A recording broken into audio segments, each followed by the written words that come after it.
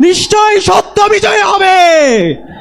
প্রিয় সংগ্রামী ছাত্র জনতা, গুম, খুন, হত্যা, আইনাগর ফ্যাসিবাদ কায়েমের মাধ্যমে খুনি হাসিনা এবং তার দোসররা গত 16 বছরে বাংলাদেশে ইসলামী আন্দোলনের উপর এবং আপামর ছাত্র জনতার উপর ইতিহাসের বর্বরোচিত হত্যাকাণ্ড চালিয়েছে। আপনারা জানেন 2009 সালে পিলখানা হত্যাকাণ্ডের মাধ্যমে এদেশে দেশপ্রেমিক নাগরিকদেরকে হত্যা করা হয়েছে। 2013 সালের 28শে ফেব্রুয়ারি আল্লামা দেলোয়ার হোসেন সাঈদীর রায় পরবর্তী সারা দেশে গণহত্যা সংঘটিত হয়েছিল। 2013 সালের 5 মে শাপলায় আমাদের এদেশের মাদ্রাসা শিক্ষার্থীদের উপর গণহত্যা এবং শিশু হত্যা সংঘটিত হয়েছিল।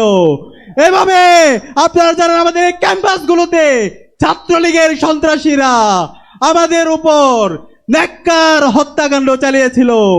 আগ্রাসনের বিরুদ্ধে, আধিপত্যবাদের বিরুদ্ধে কথা বলতে গিয়ে বুয়েটের মেধাবী শিক্ষার্থী আমাদের ভাই আবরার পাল শহীদ হয়েছে।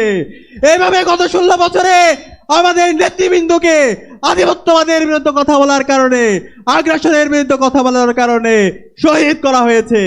আজকের এই প্রোগ্রামের জাতীয় সমাবেশের শুরুতে গভীর শ্রদ্ধার সাথে আধিপত্যবাদের বিরুদ্ধে, আগ্রাসনের বিরুদ্ধে সকল শহীদদের শ্রদ্ধার সাথে স্মরণ করছি। সাথে সাথে জুলাই বিপ্লবের আবু সাঈদ, ওয়াসিম, শান্ত থেকে শুরু করে শহীদ আলী রায়হান 2000-এর অধিক যে সমস্ত ভাই বোন শহীদ হয়েছে সকল শহীদদেরকে শ্রদ্ধার সাথে স্মরণ করছি। আল্লাহ পাক সুবহানাহু ওয়া তাআলা সকল শহীদদের জান্নাতুল ফেরদৌসের মেহমান হিসেবে কবুল করুক। আল্লাহুম্মা আমিন। আমিন। প্রিয় উপস্থিতি, আপনাদেরকে অনুরোধ করব আজকের এই জাতীয় সমাবেশ থেকে আমাদেরকে বাংলাদেশ প্রশ্নে ঐক্যবদ্ধ হইতে হবে। দেশের স্বাধীনতা, সার্বভৌমত্ব, অখণ্ডতার প্রশ্নে, বৈষম্যহীন বাংলাদেশ বিনির্মাণ করার প্রশ্নে আমাদেরকে ঐক্যবদ্ধভাবে কাজ করে যেতে হবে। সেই লক্ষ্যে আজকে বাংলাদেশ জামাত ইসলামী যেই 7 দফা আমাদের সামনে নিয়ে এসেছে, সেই 7 দফা বাস্তবায়ন না হওয়ার আগ পর্যন্ত আমাদের কি আরেকটি বিপ্লবের ডাক দিতে হবে। আমরা কি প্রস্তুত আছি?